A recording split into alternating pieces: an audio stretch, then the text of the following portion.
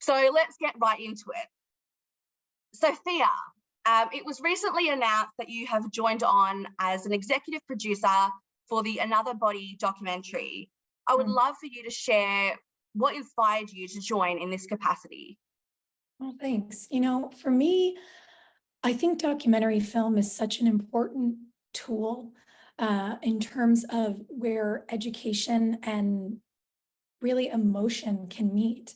I think seeing people's stories portrayed can enable us to feel what it's like to be in their shoes. You can watch someone in a film and think, I relate to this person, I feel for this person. You can really create an immense amount of catharsis and I think inspiration to act.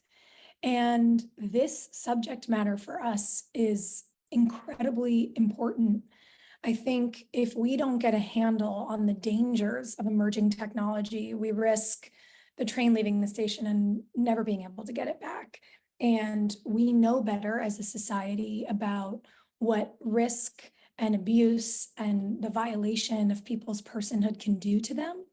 And I think it's really pressing that now we do something about it. So to help advocate on behalf of a film like this, to help advocate for women like you and I, to really make sure that we're using and leveraging our platforms to educate people and call for legislation and change in these big tech companies as well, feels, I think, like one of the more pressing issues, you know, of our current time.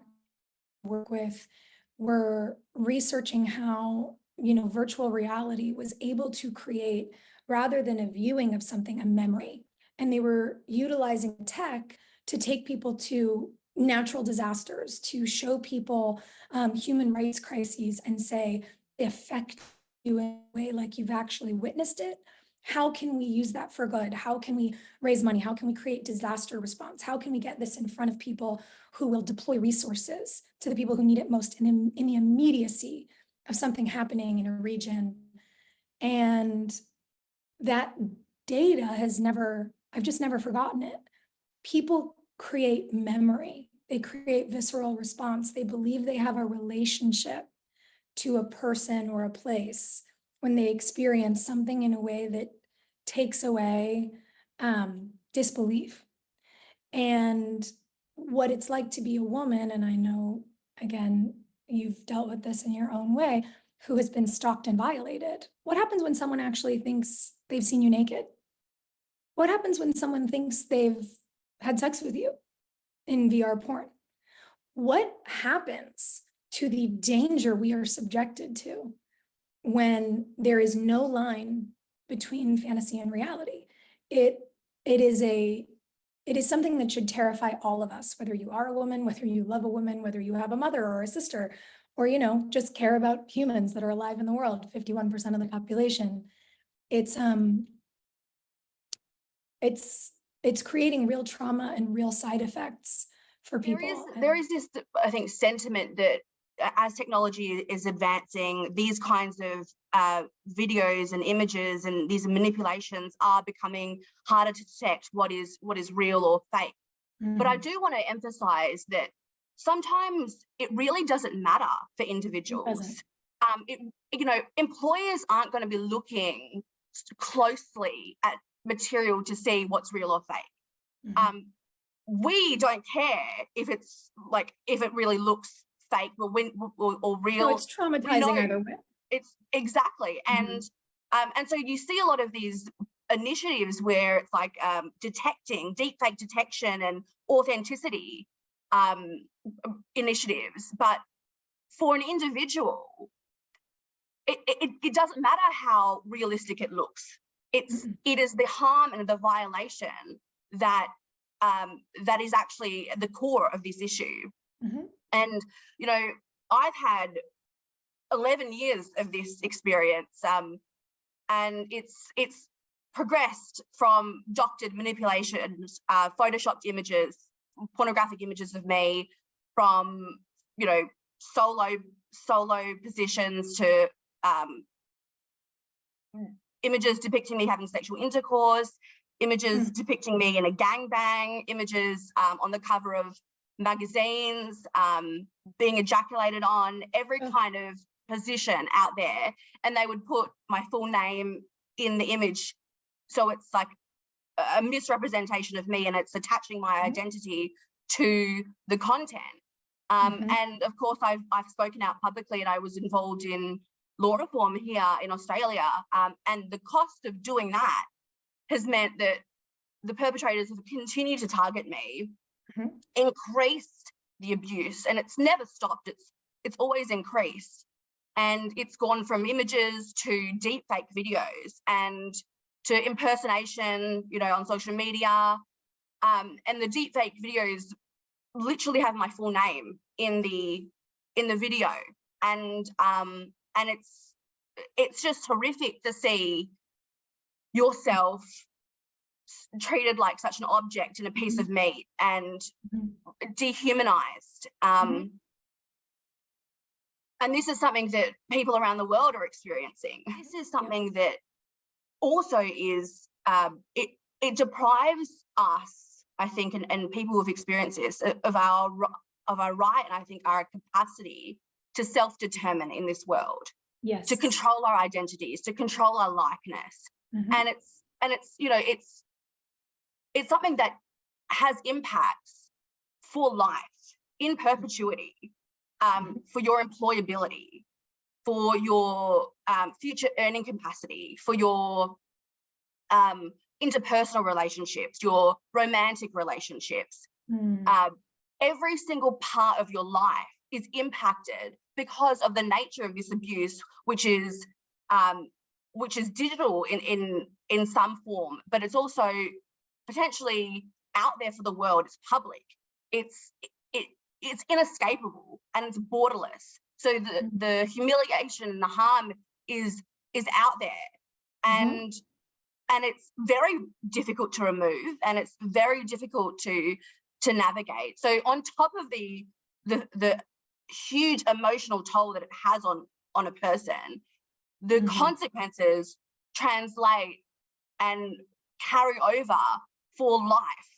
And in real terms, it's like every single job interview that I go for, this might be something that's going to be brought up, you know, and I might not even get job interviews because of what, you know, people might think of me.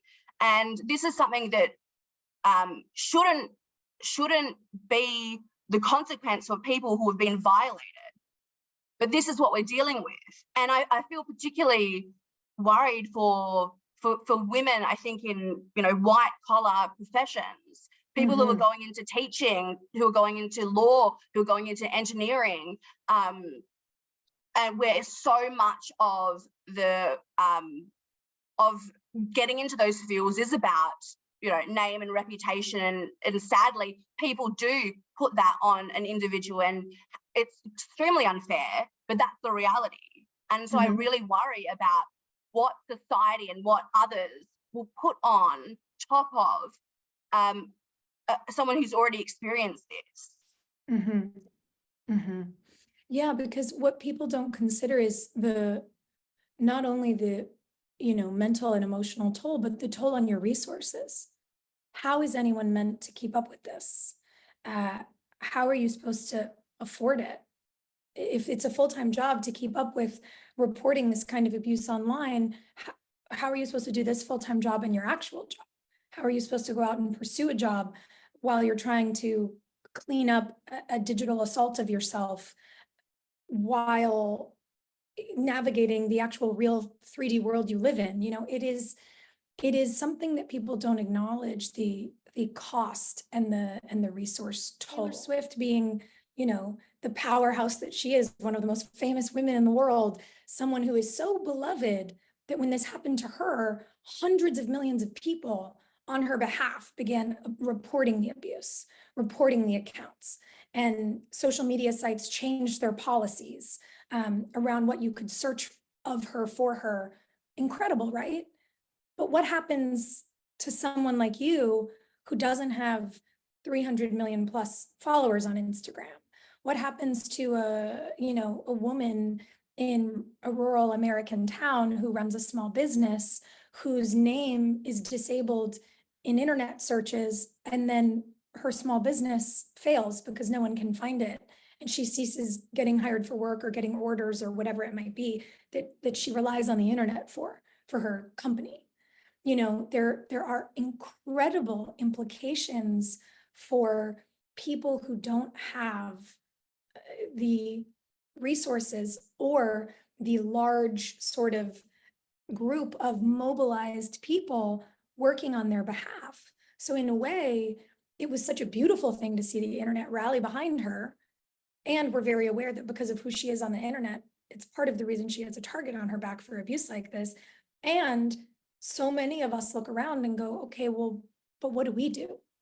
Who's going to come and help us unless we are able to create laws, and unless we are able to demand that these big tech companies stop feeding their audiences to sites like this, because we know Google's doing it. We know so many of the search engines and so many of the social media sites are literally creating pipelines to this kind of content because it's financially beneficial to them. And I think that we have to figure out how we're going to stop that. That's one of the things I think is quite interesting about the effects of abuse like this, because so often when you are a survivor of sexual violence, you feel very alone. And I think a particular kind of trauma that is a side effect of this sort of technological abuse and the technological sphere is that your feelings of aloneness can be exacerbated when you see others theoretically be less alone. We don't necessarily know that she felt any less alone than you did, but it's an incredible thing for us, I believe, as a society to have to grapple with in real time. We are gathering the data as these situations develop. You know, it's like the adage, you're kind of building the plane while you're flying it. It's happening so fast. The technology is advancing so quickly. As we said, in the last 4 years, we've seen a 3,000% increase in searches for and interactions with this kind of content. That should alarm everyone. And my hope is that, you know, from the ends of the spectrum, where we are, you know, to our favorite pop star, that all of the women who are now aware of this, whether it's from your story, my story, her story, wherever the numbers of us come from, my hope is that as we press for legislation, as we push back against these tech companies, to your point, I hope we can really maintain the energy of outrage, because whether it's our idol, our sister, or our neighbor who we've never met, we should be equally ready to fight for the people who are suffering from this kind of abuse, because that's what it is. And if you look at these forums, if you look at the way that the makers of this kind of content talk about it, they know what they're doing and they're getting off on the harm that they're causing. Yeah, and you know, something that has struck this community, the survivor community, for a long time is in the media, when we have talked about the issue of deepfakes, it's often talked about through the lens of political deepfakes and how that might impact like politics and democracy.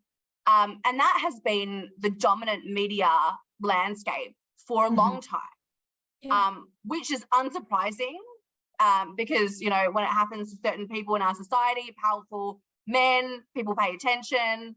And it's taken a long time for this survivor community to push, to reach a point that we are in and are reaching now, where it's this issue, and which has always been the origins of this issue. Deepfakes, when it was popularized in 2017, and the news broke of the story, and it's gone on for a very long time, but particularly deepfakes, the root of this issue has always been in the weaponization and the violation of women, the explicit violation of women. So that has always been the history of this issue. And yet, for the longest time, we've seen people talk about it, people pay attention to it when it is about politics or democracy. And these are valid issues. And absolutely, we need to think about what that might mean for, you know, misinformation and disinformation, especially in the year of elections. But it's good to see now that people are paying attention, at least much more than they were before, to this issue of the weaponization of this abuse against women and girls. And the scary part of it is it's getting like younger and younger people are being targeted. This is happening in high schools now. You know, students are using these apps to create deep fakes of their female students. And I don't think they fully realize what they're doing to their classmates for look at and be willing to look at how countries have tried to tackle this so far, and really use those lessons and apply them elsewhere. But in terms of just quickly, who's tackling this? I mean, this is the community that's tackling this. We haven't seen much action and meaningful action from really anyone. It really has been a grassroots survivor-led movement so far. And in terms of action and legislative responses, we have in Australia laws that tackle this issue, and we've had them for quite some years now. But the problem is they are only as effective as how well they are enforced and how well they're applied. And what we're dealing with is sometimes victims won't know who the perpetrators are, and the perpetrators won't be in the same jurisdiction as the victim. So the laws that we have aren't that effective. And not only that, the sentences that are being imposed aren't as strong. And I think they don't really reflect the severity of the issue. So we're also dealing with, you know, attitudes in the system that are entrenched about how they don't really take this issue seriously, from the judiciary to the police. And so you've got that in Australia. But that's not enough. Like, every country is limited in what it can do, and there has to be a global, collaborative, organized response where countries and governments and law enforcement and you know, the tech companies, they are all playing their part in tackling this issue and actually holding people accountable and going after the tech companies to making sure that they're accountable too. And something that I do that does strike me about conversations in this space is that a lot of it is and seems to be based on removal and takedown as the ultimate solution. But that can't be it. I mean, we're like, how do we take it down? How do we create technologies to take content down en masse? What are the processes that tech companies have in place to de-index, you know, certain sites, or just to remove it from public display? But that can't be just like the solution that we're going after, because that won't tackle the root cause of the problem. You need to hold people to account, and if you don't do that whilst also removing the content, which is completely needed, you're just superficially tackling this issue. So one of the things I wanted to discuss is these rise of deep fakes that are being made to dignify women, which is horrible, or create and manipulate images of women into modest clothing and appearances, which to me is it's so related and it's so linked to this, and I would consider it to be image-based abuse, because they are ultimately at the heart of it controlling and objectifying and deciding on what they want for women and what women should look like, and they're controlling women's bodies in the same way that we're seeing with sexually explicit deepfakes. And it's just another example of the way that misogyny manifests in society, that people feel so entitled to our bodies.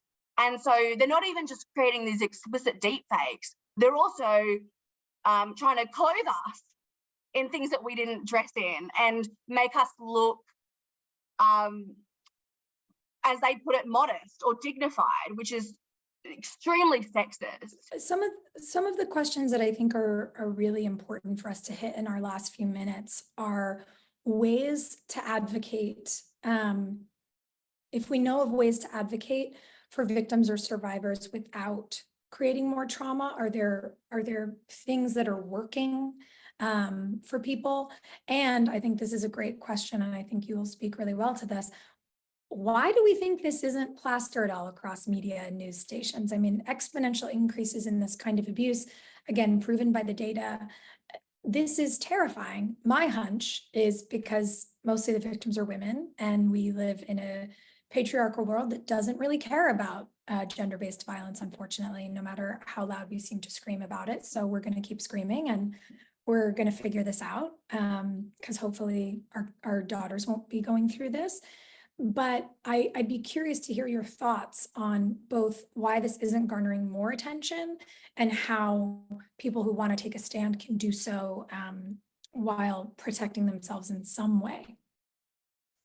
Yes, those are really great questions. I think in terms of why this isn't garnering more attention, well, it's something that we briefly talked about before, which is when things happen to women in society, disproportionately, it doesn't often get the same media attention or the same political response or the same extent of it as we see in other issues. But also, I think there's something that is another element at play, which is that there are a lot of people who have experienced this abuse, but they are fearful, and understandably so, of speaking out, because to do so puts them at greater risk and exposure of the very thing that's causing them harm. Mm-hmm. And so what we're actually dealing with as well is so many people are going through this, but there aren't as many voices publicly who are speaking to this, and I get it, but that's the reality of the situation. And so, I mean, ultimately, I don't want to say it's easy to speak out. It's not. Mm-hmm. And even though it is a brave act, it is very difficult. And the reality is, you are ripped apart. You have a greater target on your back. Mm-hmm. But what I would love to see being done is just more amplification and support for survivor-led communities, Mm-hmm. like My Image, My Choice, and the Reclaim Coalition. Those are two organizations, survivor-led organizations, grassroots-led organizations that should be supported. Mm-hmm. And they have the best people, survivors who are best placed to decide and to advise on what should be done going forward. And I think that, yes, supporting those organizations is key. Mm-hmm. Yeah, I agree. I think working alongside so many people here are asking, well, what do we do and who do we support? And those are really, really wonderful groups. And just to repeat them, My Image, My Choice and the Reclaim Coalition, I would suggest that everyone go and follow them. I also, But also, they don't really think that we care, but best specifics about that particular through line. About how the big tech companies are facilitating this and, Mm-hmm. and what needs to be done for them. Well, they are Mm-hmm. facilitating this by inaction and Mm-hmm. by, well, not only inaction, but also by actively failing to act when they ought to know, or they, in many cases, they do know about what's happening. So Google, for instance, I mean, Mr. Deepfake's one of the biggest sites of deepfake explicit content of people that garners millions upon millions upon millions of traffic through Google is still accessible on Google search and has been for a very long time. The fact that Google hasn't taken this down or and it's remained online is should be like criminal, because they are actively, or they are facilitating the access to the sexual abuse of women, and they're essentially giving permission for people to view it and consume it, and to deal with it. And to, you know, participate almost in this happening. You've got other companies like Visa and MasterCard who are involved in like the processing of payments in the deepfake economy. So they're also involved in this as well. You've got the social media companies like Meta and X that it's being shared on their platforms, or links to access